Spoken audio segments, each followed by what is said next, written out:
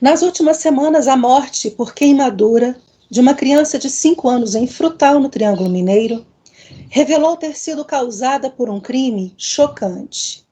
O que antes era, segundo a afirmação da família, um acidente doméstico, agora é apontado pela Polícia Civil Mineira como um assassinato em um ritual satânico. As investigações apontam que Maria Fernanda Camargo foi levada por familiares para um trabalho. Durante o rito, um suposto líder espiritual jogou ervas e álcool no corpo da criança. Na sequência, usou uma vela para atear fogo. O ritual com Maria Fernanda ocorreu na noite de 24 de março e ela morreu na madrugada do dia seguinte, 25 de março, em um hospital em São José do Rio Preto, no interior de São Paulo. O delegado responsável pelo caso, Murilo César Antonini Pereira, disse que durante as investigações, a extensão das lesões, as circunstâncias e até as versões divergentes que foram levantadas, que foram apresentadas, mostravam que tinha algo oculto. A hipótese de acidente doméstico em um churrasco familiar envolvendo álcool e churrasqueira foi descartada. O caso agora é investigado como um crime. O líder espiritual, os avós maternos, a tia e a mãe da criança foram presos temporariamente. As investigações continuam. Vanderlei, um caso chocante. Não, é chocante, é impressionante, né? Como esse tipo de crime, né, de situação, não deixa de ocupar as páginas, né, policiais aí dos jornais. Por que eu digo isso? Em 2017, tivemos um caso aqui semelhante a Uberlândia. Em 2009, um caso famoso aqui foi da menina Jennifer, né, 12 anos. Ela foi passear com um sobrinho dela de 6 anos.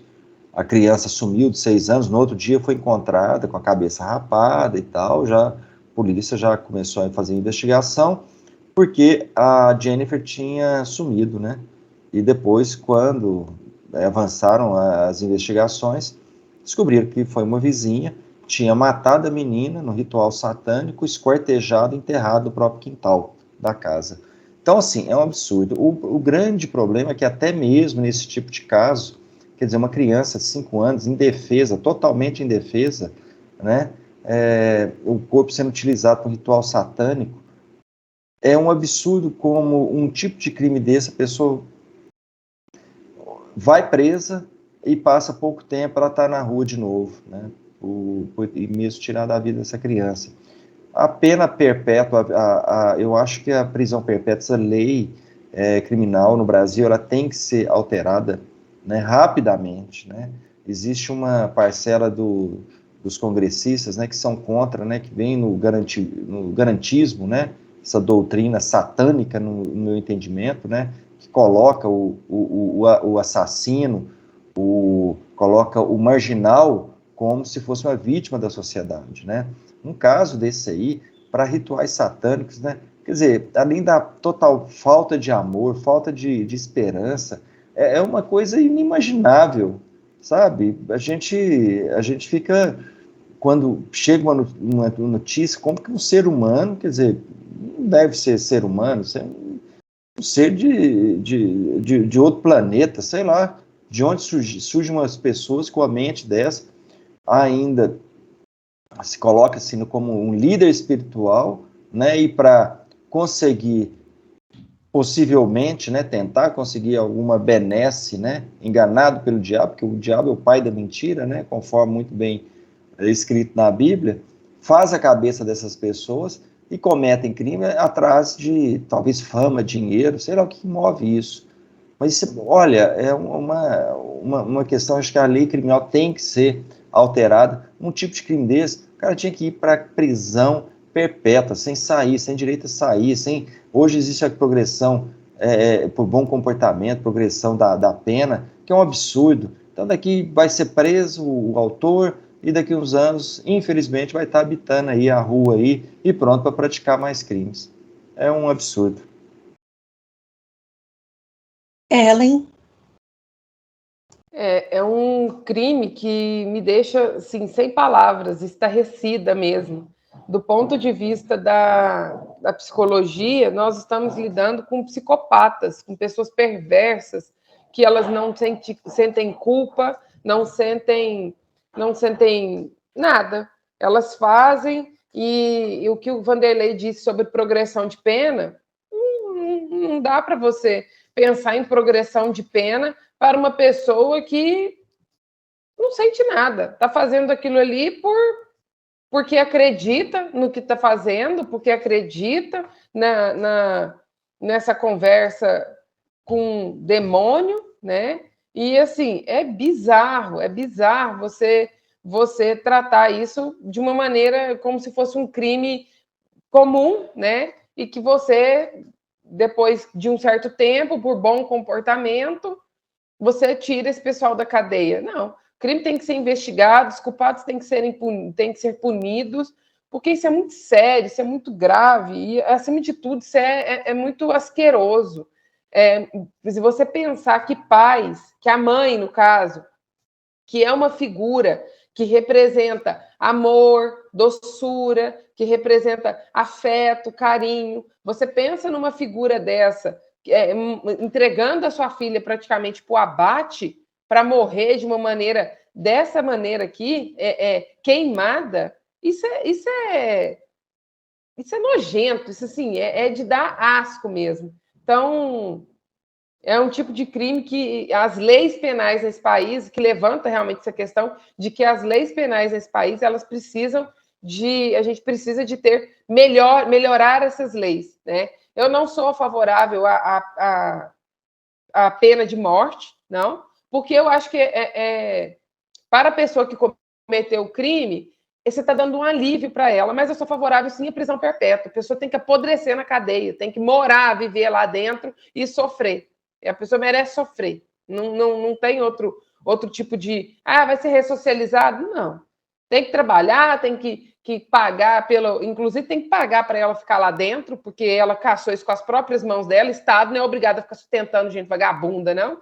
E a partir do momento que se faz isso, precisa rever essas leis e ela tem que apodrecer na cadeia. Porque nada vai trazer a vida da filha dela de volta. Então, o mínimo que ela merece fazer é pagar a vida inteira, para ela lembrar do crime que ela cometeu. Maurício?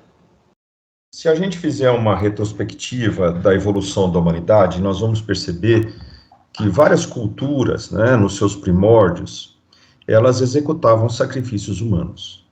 Por uma série de razões, né, para agradar os deuses, para favorecer o cultivo da terra, para vencer uma guerra. A vida humana, né, não tinha muito valor, digamos assim. Ela podia ser descartada em várias situações.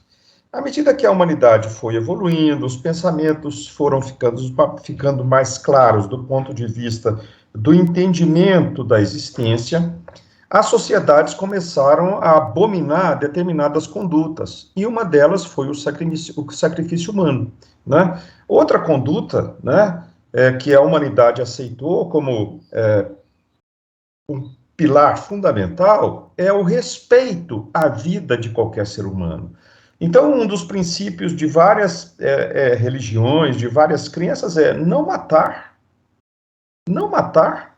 Quer dizer, o ato de tirar a vida de alguém é um ato que nós não temos esse direito, né? Independente da situação, né? Independente da situação, se foi num momento de estresse, se foi porque eu estava descontrolado, etc. Quer dizer, nada justifica, né, tirar a vida de alguém, a não ser que seja em defesa da sua própria vida, né? Aí, nesse caso, eu acho que nós temos o direito de nos protegermos, né, de defender a nossa existência. Daí a importância, por exemplo, do porte de arma pelo cidadão, né? Entra um assassino na sua casa, um criminoso na sua casa, e você não ter nada para reagir a essa invasão, quer dizer, você é a vítima perfeita.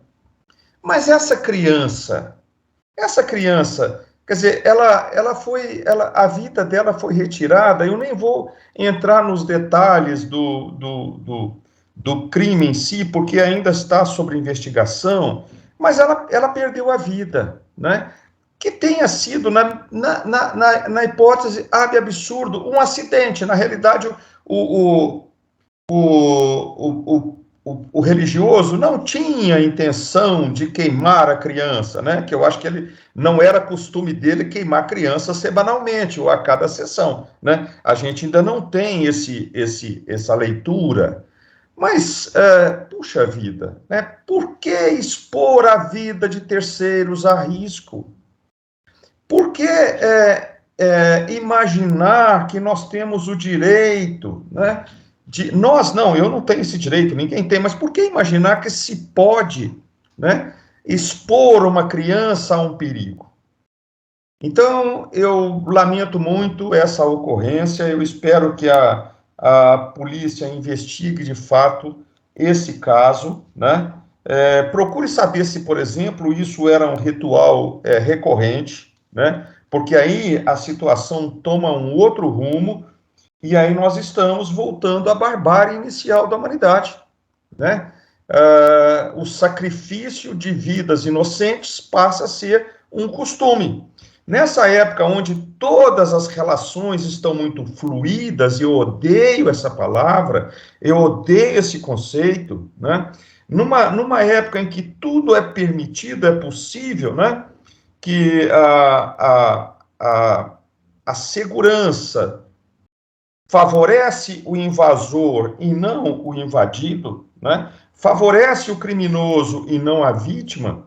Eu espero que isso não esteja se tornando um hábito de novo da humanidade. Então, eu gostaria muito que esse crime fosse resolvido, essas pessoas tivessem uma punição exemplar, porque eu concordo com meus colegas aqui de bancada que a lei no Brasil ela é muito fluida, né? Ela é muito fluida, principalmente para os poderosos que não são condenados, que nunca são criminalizados por nada. A gente tem aí o caso do nosso condenado de 9 dedos, do qual eu recuso a pronunciar o seu nome, né?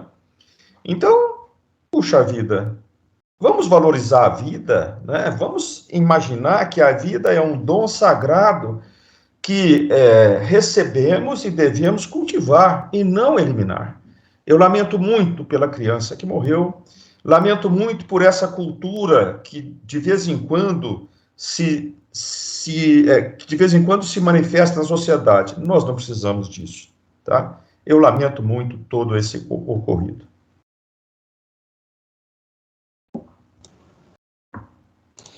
Muito triste.